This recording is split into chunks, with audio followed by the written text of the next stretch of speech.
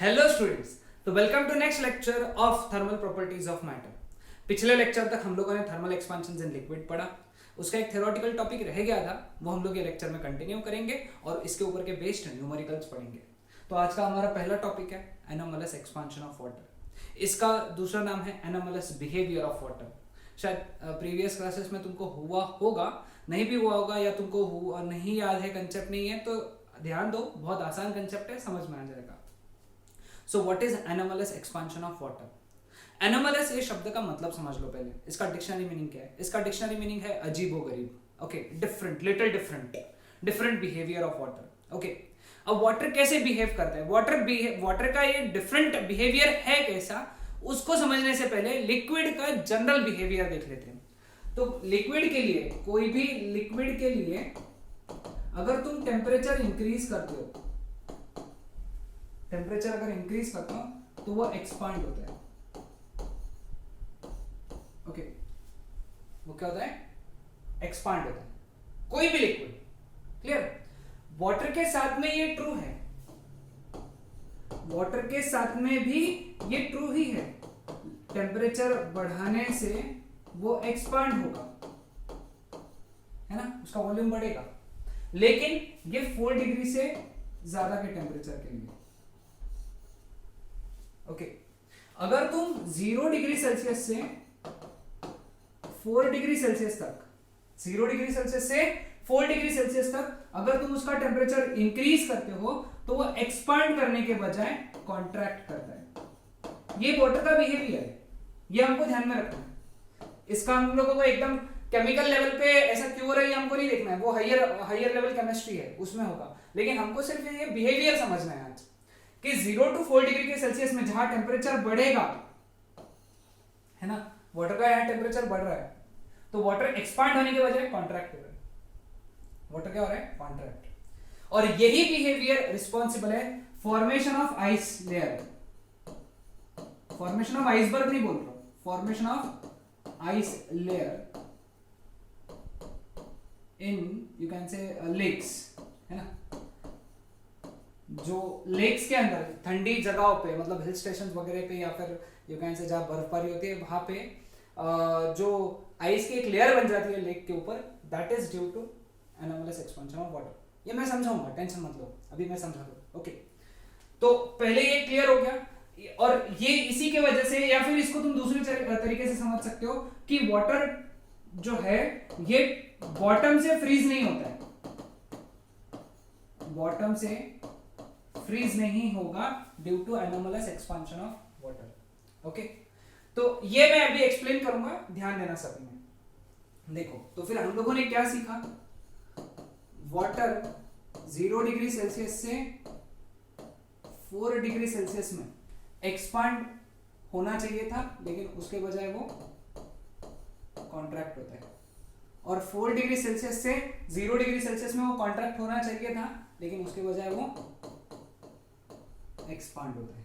This is the behaviour of water. Okay, अभी देखो मैं इसको समझाता हूं कैसे, वो आइस का लेयर कैसे बनता है। सपोज ये एक लेक है, ठीक है, बहुत ज्यादा ये नहीं बताऊंगा, है ना।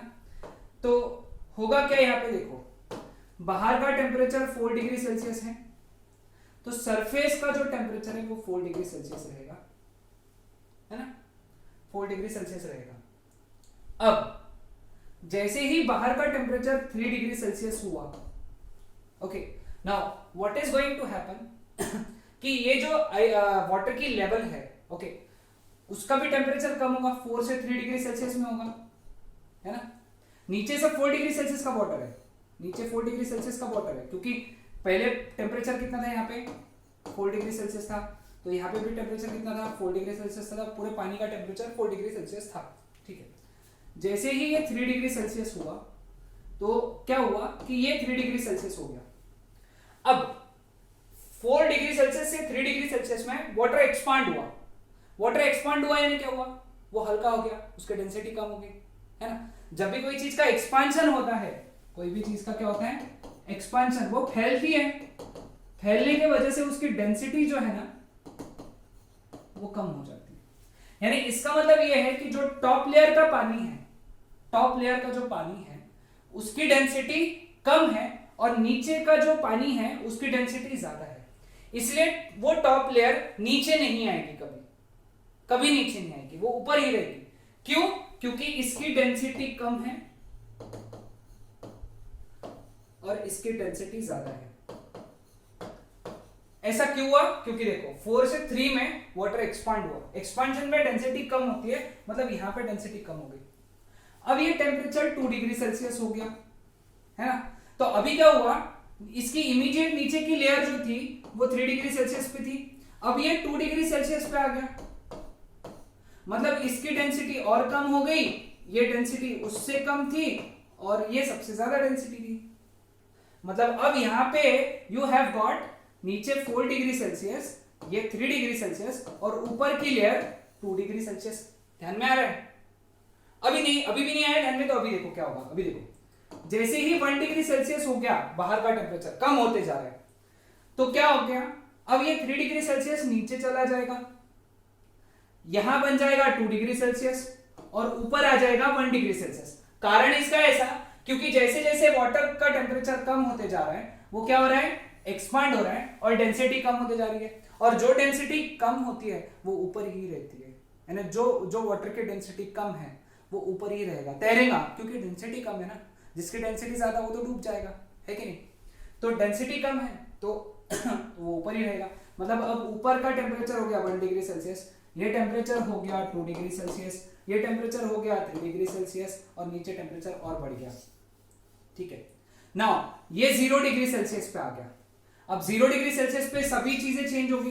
अभी क्या हो गया, ये 0 डिग्री सेल्सियस हो गया, फिर 1 डिग्री सेल्सियस है, फिर 2 डिग्री सेल्सियस है, फिर 3 डिग्री सेल्सियस है और सबसे नीचे 4 डिग्री सेल्सियस है। जितना भी पानी नीचे है सब 4 डिग्री सेल्सियस है, इससे भी कम नहीं हो रहा है टेम्परेचर नीचे के पानी का। अब आएगा ट्विस्ट कि जैसे ही ये -1 डिग्री सेल्सियस हुआ, अब ऊपर का जो पानी है वो फ्रीज हो गया। कारण इसका फ्रीज होने के लिए, इसका कारण फ्रीज होने के लिए ये है कि वो अब 0 डिग्री सेल्सियस के नीचे वाटर, ये लिक्विड है, इसका ये फ्रीजिंग पॉइंट है, वो फ्रीज हो गया, मतलब ऊपर एक आइस का लेयर बन गया। This is the layer of ice. अब इसके नीचे क्या है, इसके नीचे 0 डिग्री सेल्सियस है, फिर 1 है, फिर 2 है, फिर 3 है, फिर 4 है। अब और अगर टेम्परेचर कम होता है, इससे -2 डिग्री सेल्सियस हो जाता है, तो इसके ऊपर आइस का लेयर बढ़ता चला जाएगा, क्योंकि since ice is a bad conductor of heat, तो वो कम होने नहीं देगा, अंदर का टेम्परेचर कम नहीं, या फिर अंदर की हीट को बाहर नहीं आने देगा, है कि नहीं। तो ऊपर का एक लेयर आइस का बढ़ता चला जाएगा, फिर और कम हुआ तो ऊपर और लेयर आइस का बढ़ता चला जाएगा, और लेयर आइस का बढ़ता चला जाएगा। नीचे कुछ भी फर्क नहीं गिरेगा, बहुत कम फर्क गिरेगा, यहाँ के टेम्परेचर में फर्क गिरेगा, एकदम नीचे तो नहीं गिरेगा।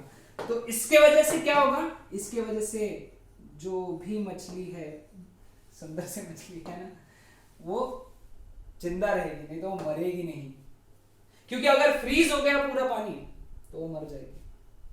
सो एक्वेटिक इकोसिस्टम जो एकदम ठंडी जगह है वो सर्वाइव ही इसके वजह से कर रहा है। किसके वजह से? एनोमलस एक्सपांशन ऑफ वाटर की वजह से। तो हम लोगों ने क्या याद रखा, during anomalous expansion of water 4 degree Celsius से 0 डिग्री सेल्सियस में वाटर कॉन्ट्रैक्ट होने के बजाय एक्सपांड होता है, 0 डिग्री सेल्सियस से 4 डिग्री सेल्सियस के बीच में वाटर एक्सपांड होने के बजाय कॉन्ट्रैक्ट होता है। ये इक्वेशन याद रखो, that is very important. Okay, तो ये था concept of anomalous expansion of water. अब अगले लेक्चर में, क्योंकि लेक्चर बहुत बड़ा हो जाएगा, इसीलिए मैं क्या कर रहा हूं, एक अलग लेक्चर बना रहा हूं जिसमें मैं इसके ऊपर बेस्ड यानी थर्मल एक्सपांशन ऑफ लिक्विड्स पे बेस्ड न्यूमेरिकल समझाऊंगा। Okay, that's it.